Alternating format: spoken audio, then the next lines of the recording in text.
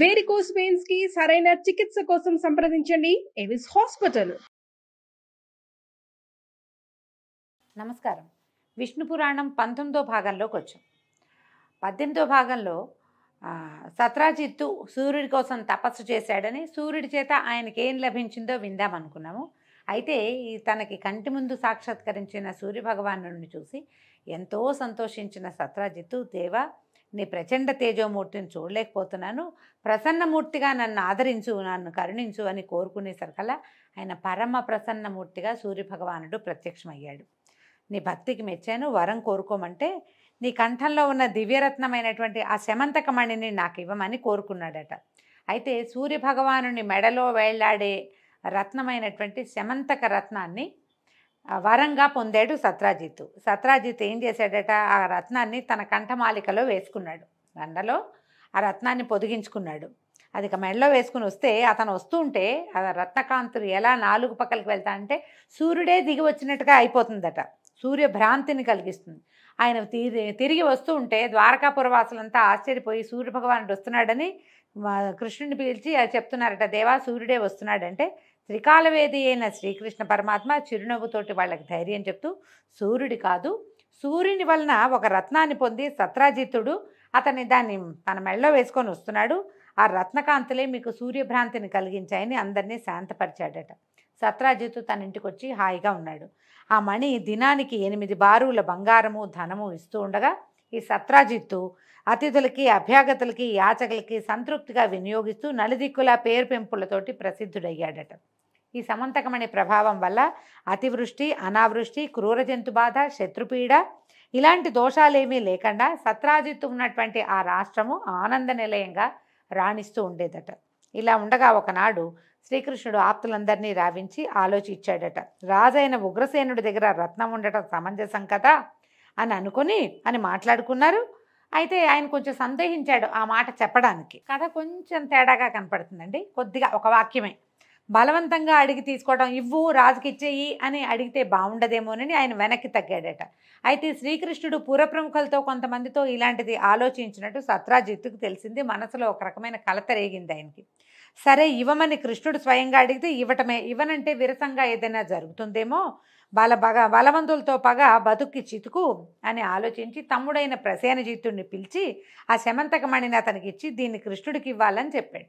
ప్రసేనుడు అన్న దగ్గర సరే అన్నాడు, కానీ ఇవ్వకుండా తన కంఠహారంలో లాగా ధరించి తిరుగుతూ ఉండేవాడట. అయితే ఇతను కొన్నాళ్ళకి ప్రసేనుడు అశ్వారూఢుడై వేటకి అడవికి వెళ్ళాడట. అక్కడ ఒక చోట కంటపడిన సింహము ప్రసేనుడిని, గుర్రాన్ని చంపి అతని మెడలో ఉన్న మణిని తీసుకుపోయింది. కొంత దూరాన దానికి ఎదురుగుండా వచ్చిన జాంబవంతుడు దానిని చంపి శమంతకమణిని, ఆ మెరుస్తున్న దాన్ని బంతిగా భావించి గుహలో ఉన్న తన కుమారుడైనటువంటి సుకుమారుడికి ఇచ్చాడు. ప్రసేనుని సావు తెలిసినటువంటి యాదవులు శ్రీకృష్ణుని మీద నిందారోపణ చేశారు. శమంతకం పరిపాలకుడైన ఉగ్రసేనుడికి ఇవ్వాలని కృష్ణుని ఆలోచన. మెత్తమెత్తగా అడిగితే ఇవ్వడేమోనని అడవికి వెళ్ళాడు. మెళ్ళో వేసుకుని అడవికి వెళ్ళిన ప్రసేనజిత్తుని చంపి మణి తీసుకొచ్చేశాడు. ఈ ప్రజల్ని దయతో ఏలవలసిన వాడు దయ లేకుండా ఇట్లా దారుణంగా నడుస్తూ ఉంటే ప్రజలకేం దిక్కు అని ఇలా ఏమిటంటే ఒక మాట పుట్టేసరికల్లా దాని మీద 100 మాటలు పుడతాయి కదా. ఏ కాలమైనా నిందలు పుట్టడానికి ఒకటే కాలం, పోయే కాలమే అన్నిటికీను.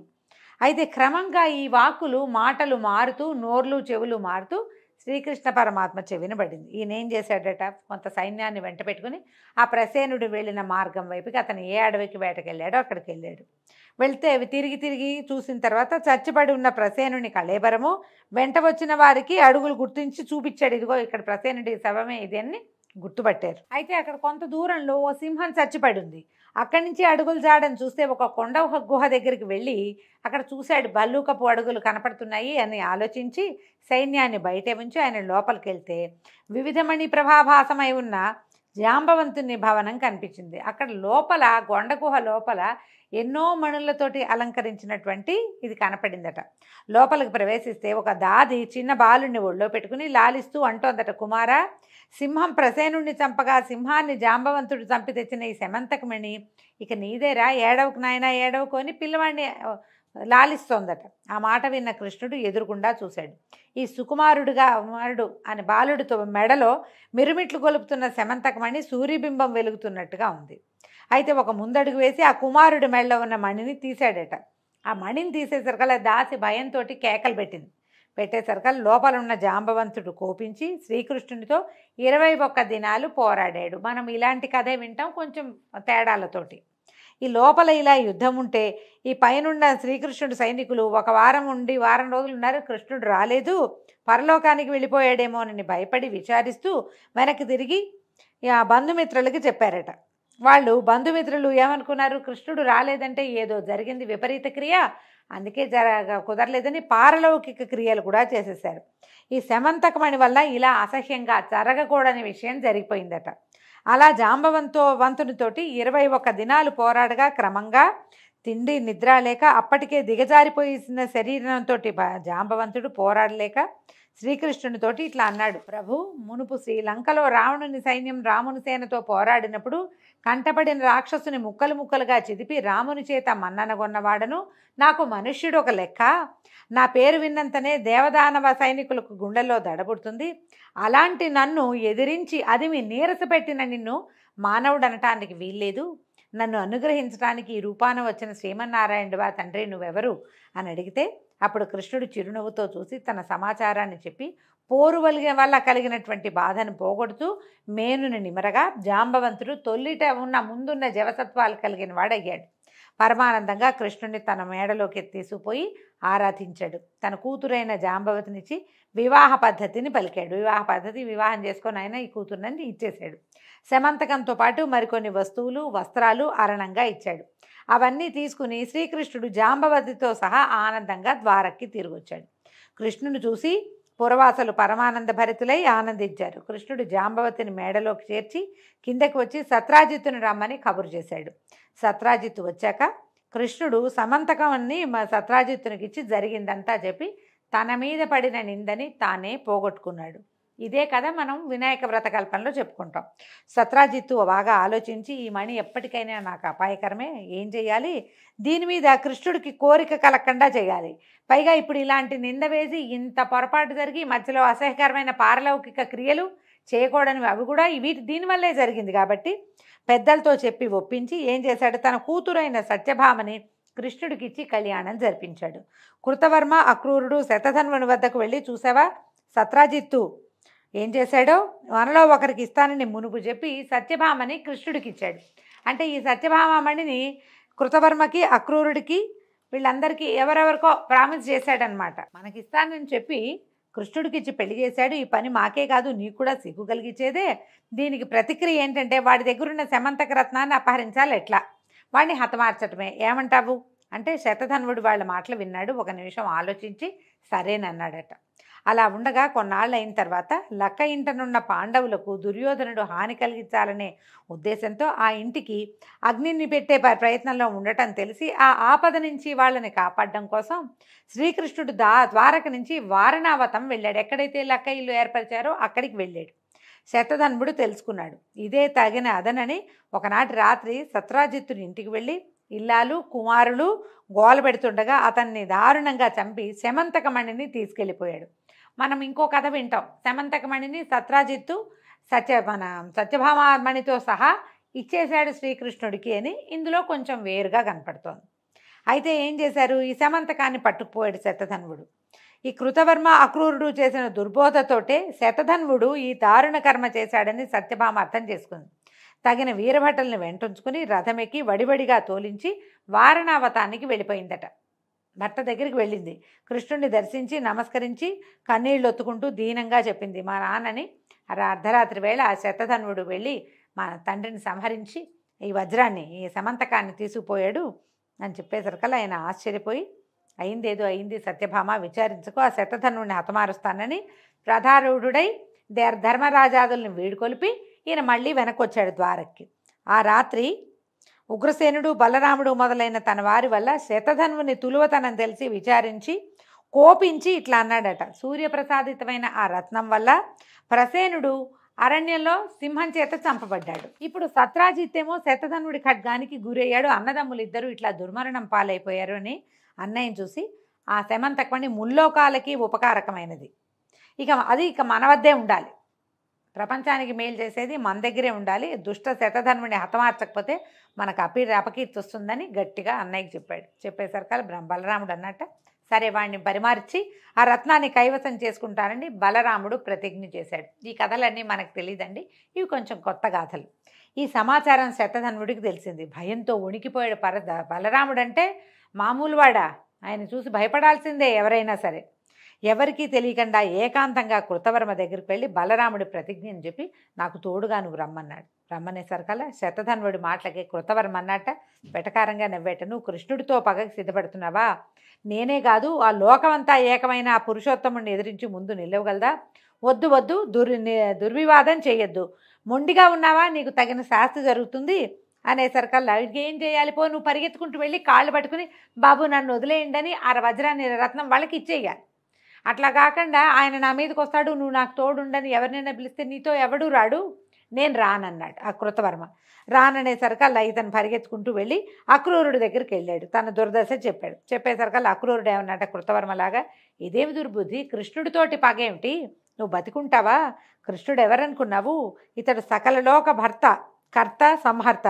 నీ అజ్ఞానం నిన్నిట్లా పురుషోత్తముని వైపు మీదకి పగకి నెడుతోంది. మరి తొందరపడద్దు, బుద్ధిమంతుడిగా ప్రవర్తించు, ఇక్కడ ఉండద్దు, ఎక్కడికైనా పారిపో అని చెప్పేసరికల్లా ఆ మాట కట్టుబడి శతధన్వుడు అన్నట్ట సరే ఈ మహనీయ రత్నాన్ని కృష్ణుడికి దక్కకుండా దాచిపెట్టు, పోని కాదంటావా నీదే, నీకు ఇచ్చేశాననుకో, ఇచ్చేశాను నువ్వు కాపాడుకో అన్నాడు. సరే అక్రూరుడు ఏమన్నాడు, సరే నువ్వు చెప్పినట్టుగా రహస్యంగా ఈ రత్నాన్ని దాచిపెడతాను, నా దగ్గర ఉన్నట్టు కల్లో అయినా నువ్వెవరితోటి చెప్పొద్దని అక్రూరుడు వజ్రాన్ని ఈ శమంతకమణిని దాచిపెట్టాడు. దాచుకున్నాడు. సరే నేను ఒప్పుకుని ఈ శమంతకమణిని అక్రూరుడికి అప్పచెప్పేసి శతధన్వుడు తిరిగి భవనానికి వస్తూ కృష్ణుడు తన మీదకి వస్తున్నాడని తెలుసుకున్నాడు. ఆ సమాచారం తెలిసి సరికల్లా బెదిరిపోయాడు. బెదిరి ఎవ్వరికీ చెప్పకుండా గుట్టుచప్పుడు కాకుండా పారిపోయాడట, ఊరు విడిచి వెళ్ళిపోయాడు. ఇంతలో ఏమైంది, కృష్ణుడు బలరాముడు తోడుగా ఈ బయలుదేరి దారుకుడు సరదాగా రథమెక్కి శతధన్వుణ్ణి అనుసరించాడట. ఈ దారుకుడు ఎవరు? కృష్ణుని యొక్క రథసారథి. ఎక్కేసరికల్లా ఈ శతధన్వుడి గుర్రము వాయువేగంతో పారిపోయి మిథిలా నగరం పొలిమేరలో ఉన్న ఒక తోటలో ప్రవేశించి మరణించిందట. గుర్రం పడి చచ్చిపోయింది. ఆ గుర్రం మీద ఉన్న శతధన్వుడు కింద పడిపోయాడు. వెంట ఉన్న కృష్ణుడు ఏం చేశాడట, ఈ శతధన్వుడి స్థితి గమనించి అన్నం చూసి, అన్నా నువ్వు రథం మీద ఇక్కడే ఉండు, వాడి సంగతి చూస్తానని ఈ రథం మీద నుంచి దిగి సింహంలాగా పరిగెత్తాడట. అంటే తదేక దృష్టితో పరిగెత్తాడు. పరిగెత్తేసరికల్లా ఏమైంది, అల్లంత దూరాన కనపడ్డాడు శతధన్వుడు. కనపడి నిలు అని హెచ్చరించి ముందుకు అడుగు వేశాడు. చక్రాన్ని విడిచిపెట్టాడట. చక్రం విడిచేసరికల్లా సుదర్శనాయుధం వెళ్ళి శతధన్వుడిని సంహరించింది. తల తగిలి పడిపోయింది. కళేబరం కింద పడింది. కృష్ణుడి దగ్గరికి వెళ్ళి కళేబరం మీద ఉన్న నగలన్నిట్లలో చూశాడు, కానీ శమంతకం కనపడలేదు. కనపడిపోయేసరికి వెనక్కి తిరిగి వచ్చి బలరాముడితో చెప్పాడు, అన్నా వాడి దగ్గర శమంతకం కనిపించట్లేదు, ఆశ్చర్యంగా ఉందనేసరికల్లా బలరాముడికి కోపం వచ్చింది. కోపం వచ్చేసరికల్లా నాకు ఇవ్వాల్సి వస్తుందని మోసపు మాటలు మాట్లాడుతున్నావా, పో, నీతో ఉనికి తగదు, నీతో ఉండకూడదు, నువ్వు అబద్ధాలు ఆడుతున్నావని చిరాగ్గా మాట్లాడాడట బలరాముడు. కృష్ణుడు ఆ మాటలకు బాధపడి, అన్నా వాని దగ్గర లేదంటే నేను మోసం చేశానన్నా, అలాంటి పని ఎప్పుడైనా నేను నీ దగ్గర చేస్తానా, ఎన్నడూ చేయను, ప్రమాణవాక్కుగా చెప్తున్నా. ఆ శవం తాలూకు శరీరం మీద కళేబరం మీద శమంతకం లేదు, లేకపోతే నీకు కావాలంటే ఆ సూర్యుడి దగ్గర ఉన్న కంఠహారాలన్నీ తెప్పించిస్తాను అని ఎంతో ముద్దుగా వినయంగా చెప్పాడట. కానీ బలరాముడు ఒప్పుకోలేదట. ఆయన మద్యపానంలో ఉన్నాడు. ఆ ప్రయాణంలో ఆయన విశ్రాంతి తీసుకుంటున్న సమయంలో ఆయన బండెక్కించి తీసుకొచ్చారు. ఆయన మద్యపానంలో ఉన్నాడు. తాగి ఆ ఒళ్ళు తెలియక, చీచి నేను నీతో ఉండను, నువ్వు అబద్ధాలు ఆడుతున్నావు, నీకు ఎప్పుడు ఇదే అలవాటు, నీతో ద్వారకలో ఉండటం ఇక నా వల్ల కాదు, నేను ఎక్కడికి పోతాను, నీ దారి నువ్వు పో అని ఏం చేశాడట, చొరచొరలాడుతూ నాగలి భుజాన్ని వేసుకుని కోపంతో గబగబా నడుచుకుంటూ మిథిలా నగరానికి వెళ్ళిపోయాడట. అక్కడ జనక చక్రవర్తి దగ్గర మన్నన పొంది నివాసం ఏర్పరచుకుని అతని ముఖతః ఆధ్యాత్మ విషయాలు వింటూ దుర్యోధనుడికి గదాయుద్ధ విషయం బోధించే గురువై 3 సంవత్సరాలు ఉన్నాడట. ఇట్లా ఒకటి జరిగిందా అంటే ఇలా కూడా జరిగింది. జనకుడు సీతాదేవి తండ్రి అయిన జనకుడు కాదు, ఆ వంశానికి చెందినవాడు. అప్పటి మిథిలా నగరానికి రాజుగా ఉన్నటువంటి ఒక జనకుడు, జనక రాజర్షి అనే పేరుతోటి ఉంటుందన్నమాట ఆ పదవి. అక్కడ ఉండిపోయాడు. ఈయన ఎప్పుడైతే ఇక్కడ ఉన్నాడని తెలిసిందో దుర్యోధనుడు వచ్చి ఈయన దగ్గర గదాయుద్ధం నేర్చుకోవటం మొదలుపెట్టాడు.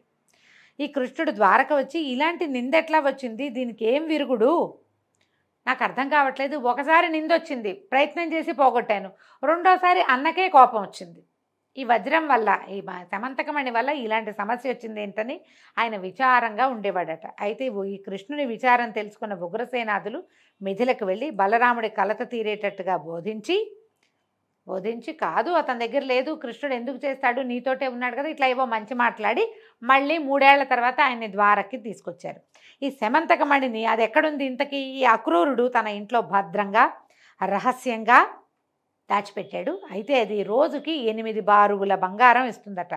ఈయన ఏం చేశాడు అక్రూరుడు, దాన్ని నిరర్థకంగా వెచ్చించకుండా పరమేశ్వరార్పణంగా యజ్ఞాలు చేస్తూ యజ్ఞదీక్ష కలిగినటువంటి క్షత్రియ వైశ్యులను చంపిన వారు బ్రహ్మత్యాపాతకానికి కట్టుబడతారని పెద్దల వల్ల విన్నవాడు కనుక యజ్ఞదీక్ష తనకు రక్షగా 60 సంవత్సరాలు ఎలాంటి అపాయము లేక సుఖంగా ఉన్నాడు.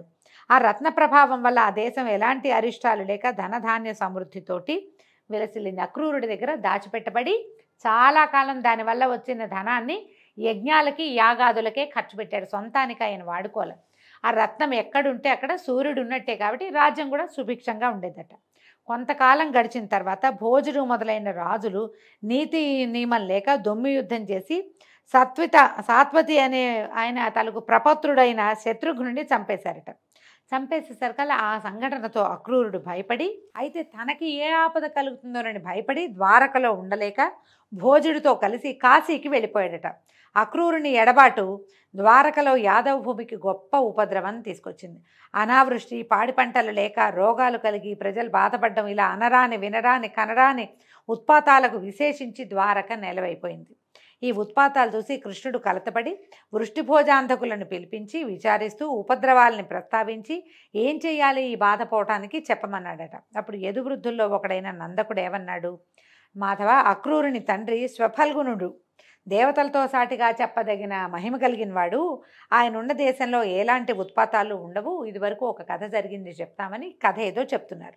ఒకప్పుడు కాశీరాజు తన రాష్ట్రంలో అనావృష్టి మొదలైన ఉత్పాతాలు కలిగినప్పుడు ఈ స్వఫల్గునుడిని తోడుగా తీసుకుని వెళ్ళి తన వెంటబెట్టు తీసుకెళ్ళి తన ఇంట్లో ఉంచుకున్నాడు. అంటే అప్పటికప్పుడు రాష్ట్రమంతా ఉత్పాతరహితమై శుభశోభనమూర్తి అయిపోయింది. అప్పుడు అలా ఉండగా అప్పుడు గర్భవతిగా ఉన్న కాశీరాజు భార్య గర్భంనందున్న శిశువు ఆడబిడ్డ అయితే, ఒకవేళ ఆడపిల్ల పుడితే అది స్వఫల్గునుడికి ఇచ్చి వివాహం చేస్తానని నిశ్చయించుకున్నారట. కానీ ఆ రాణిగారు ప్రసవించలేదట. 12 సంవత్సరాల పాటు ఆ గర్భంతో అలాగే ఉంచుకుందట. గర్భమే ఉంది. అయితే ఈ లోపల శిశువు, బయట పెరగని శిశువు లోపలే పెరుగుతూ ఉందన్నమాట. ఆ పిల్లని మోయలేక ఆవిడ గర్భాలసత భరించలేక ఏమందట, తండ్రిని ఉద్దేశించి కుమార్తె కడుపులో ఉన్నటువంటి శిశువు చెప్పిందట, ఇంకా నేను 3 ఏళ్ల తర్వాత కానీ బయటికి రాను, నా యొక్క జన్మ అలాంటిది కాబట్టి నేటి నుంచి రోజు ఒక ఆవుని సదాచార సంపన్నుడైన బ్రాహ్మణుడికి దానం ఇవ్వు. అట్లా 3 ఏళ్ళు గనక రోజు నువ్వు దానం ఇచ్చావంటే ఈమె ఎలాంటి శ్రమ లేకుండా ప్రసవిస్తుంది, నేను బయటకు వస్తానందట. అనేసరికల్లా అప్పుడు అలాగే చేస్తానని ఆ కాశీరాజు గారు రోజుకొక ఆవును చొప్పున గురువు గారికి దానం ఇచ్చేవాడు. అలా తనకున్నటువంటి పురోహితుల్లో బ్రాహ్మణుల్ని ఎన్నుకుని వాళ్ళకి దానం ఇచ్చేవాడు. 3 ఏళ్ళు అయ్యాక రాణికి సుఖప్రసవం జరిగి కూతురు కన్నదట. ఆ పిల్ల పెద్దదయ్యాక దాన్ని స్వఫల్గుణరాజుకి ఇచ్చి కాశీరాజు వివాహం చేశాడు. ఆ దంపతులకి కలిగిన వాడే అక్రూరుడు. పైగా ఇతను ఏంటంటే శ్రీహరి భక్తులలో అగ్రగణ్యుడు. తల్లిదండ్రులు చేసిన పుణ్యం వల్ల అతనున్న ప్రదేశంలో ఈతి బాధలుండవు, దేశం సుభిక్షంగా ఉంటుంది. ఎల్లప్పుడూ యజ్ఞాలు చేస్తూ ఉండే పుణ్యపురుషుడు అతను ఎందుకు యజ్ఞాలు చేస్తున్నాడు? నిజానికి ఈ సమంతకమణిని కాపాడడానికి యజ్ఞం చేస్తున్నాడు. కానీ అతను యజ్ఞం చేయటం వల్ల ఆయనకి మేలు జరిగింది, ఆయన ఉన్న ప్రాంతానికి కూడా మేలు జరుగుతూ ఉంది ముందు నుంచి. ఈ అక్రూరుడు చేసింది చిన్న తప్పు, దాన్ని నేరంగా ఎంచకూడదు, అది లోకానికి ఉపకరించేదిగా భావించాలని నందకుడు అన్నాడు. సరే ఏమన్నాడు, అలాగే వెంటనే శపథం చేసి శ్రీకృష్ణుడు ఎప్పుడూ అతని ప్రాణానికి ధనానికి ఆశించను, అతను నేనేమీ చెయ్యను అని చెప్పి కొందరు బ్రాహ్మణుల్ని పంపించి ద్వారకకి రప్పించాడు. ఈ ద్వారకకి ఎప్పుడైతే తిరిగి వచ్చాడో ఆ శమంతకరత్న ప్రభావం అనే చెప్పాలి, వెంటనే వానలు కురిశాయి, సస్యవృద్ధి కలిగింది, రోగాలు దుర్యోగాలు లేని వాళ్ళే ప్రజలు సుఖజీవనులు అయ్యారు, పాడి 2 ఇంతలు పెరిగింది. ఇలాగా సకల దోష నివారణ అవడము తెలిసి ఆశ్చర్యపడి కృష్ణుడు తనలో తను ఇట్లా అనుకున్నాడట, నందిని స్వఫల్గుండు స్వల్ప పుణ్యులు. అంటే ఆ కుమార్తె రాజుగారి అమ్మాయి కాశీరాజు కుమార్తె పేరు నందిని. వీళ్ళు స్వల్ప పుణ్యులు, సాధారణమైన పుణ్యం చేసిన వాళ్ళు. వాళ్ళ కొడుకు అక్రూరుడు ఇంత ఇనుమిక్కిలి పుణ్యమహిమ కలిగిన వాడా? ఇది ఎలా జరిగింది వీడికి? ఇంత మహిమ ఎట్లా వచ్చింది? అది అలా ఉండని విడవక యజ్ఞాలు చేస్తూ బ్రాహ్మణులకి అపరిమితమైన దక్షిణలు ఇస్తున్నాడు. నాకు తెలియని రీతిగా వీళ్ళకి ఇంత ధనం ఎట్లా వచ్చింది? ఈ మహిమ, ఈ ధన ప్రాబల్యము కలగడానికి మూలం ఖచ్చితంగా శమంతకమే, సందేహం లేదని అనుకుని అప్పుడు ఆ ఆప్తుల్ని పంపించి అక్రూరుని రప్పించాడట. వాటితో పరిహాసాలాడుతూ అవి ఇవి ఆటలాడడం ప్రారంభించాడు. తర్వాత కాసేపు విశ్రాంతి తీసుకుని కబుర్లు చెప్పుకున్నాక, అక్రూరా, పుణ్యాత్ముడివి నువ్వు, సూర్యుడిచ్చిన శమంతకమణి నీ దగ్గరుంది, లేకపోతే ఇన్ని యజ్ఞాలు, దానాలు, ధర్మాలు చేయటానికి ధనం నీకెక్కడిది? చూడు, నా మాట విను, అది నీ దగ్గర ఉందన్న నమ్మక నా మీద అపనింద వేస్తున్నారు, నా మీద పడిన అపనిందని పోగొట్టు, ఈ మణిని తెచ్చి అందరికీ చూపించు అనగానే కృష్ణుడు వాటకి బెదిరిపోయాడట. అక్రూరుడు కాసేపటికి సర్దుకున్నాడు. సర్దుకుని, ఈ మణి నా దగ్గర ఉందని ఈ కృష్ణుడు ఎట్లా గ్రహించాడు? ఎప్పుడో గ్రహించి కూడా ఇప్పుడు బయట పెట్టాడా? సరే, నేను అలాగే దాచి ఉంచితే లేదని తప్పుడు మాట్లాడితే వదులుతాడా నన్ను? భయం వేస్తోంది ఓ పక్కన అని, అలాగని అబద్ధం చెప్తే ప్రాణం మీద తెచ్చుకోవటమే, ఎందుకు వచ్చిందని ఆ పట్టుదట్టిలో మూటగట్టి ఉంచిన శమంతకాన్ని తీసుకొచ్చి కృష్ణుడికి అప్పచెప్పాడట. ప్రభాత భాస్కర భాసమానమైన సామాన్య దృష్టితో చూడరానిదై అందము పొగడ్తలకు ఆలవాలమై ఉన్న శమంతక రత్నం శ్రీకృష్ణుని చేతిలోకి చేరేసరికి మరింత వెలిగిపోతూ కళకళలాడిపోవటం మొదలుపెట్టిందట. మామూలుగానే దానికి ఎంతో వెలుగుంది, భగవంతుని యందు చేరేసరికి ఇంకా వెలుగొచ్చిందట దానికి. అక్కడున్న వాళ్ళంతా ఆశ్చర్యపోయారు. జయజయధ్వానాలు చేస్తే అక్రూరుడు అన్నాడట, అయ్యే కృష్ణ, నీ దయ నాపై ఉన్నందువల్లే ఈ దివ్యరత్నం నా వద్ద ఉండటం జరిగింది, విశేషించి నాకు ఇంత సంపద కూడా కలిగింది, కాకపోతే ఇట్లా జరుగుతుందా? ఈ రత్నం మీద ఆశతో ప్రసేనుడు, సత్రాజిత్తు, శతధనుడు చనిపోయారు. నా మనసులో బాధ అదే, ప్రాణహాని జరుగుతుంది దీనివల్ల అని భయంగా ఉంది. సరే, ఆ బాధ నేటితో తీరిపోయింది. నేను నా వద్ద ఉంచుకోవటం లోకోపకారం కోసమే. నువ్వు అడిగితేనే కానీ స్వయంగా నేను నీకు ఇవ్వదలుచుకోలేదు. దాచిన పదార్థం అడిగితే కానీ ఇవ్వకూడదని పెద్దల మాటట. అడిగావు, సమర్పించా, ఇక నాకే గొడవ లేదు. నీ కోరిక ప్రకారం కానీ నేను నిన్ను మనసులో ఆరాధించే భక్తుడిని, నన్ను కరుణించమన్నాడు. అప్పుడు ఏం చేశాడు? ఈ కృష్ణుడు ఆదరంగా మంచి మాటలతో అతను ఆనందపరిచాడు. ఈ శమంతకం మీద ఉన్న ఆశతోటే బలరాముడు ఈ మణి కోసమే ఊరు విడిచి వెళ్ళాడు. ఆ రోజు అంతే కదా, నువ్వు నాకు ఇవ్వాల్సి వస్తుందని, నువ్వు అబద్ధం చెప్తున్నావని తమ్ముడితో దుర్భాషలాడి ఆయన మిథిలా నగరానికి వెళ్ళిపోయాడు.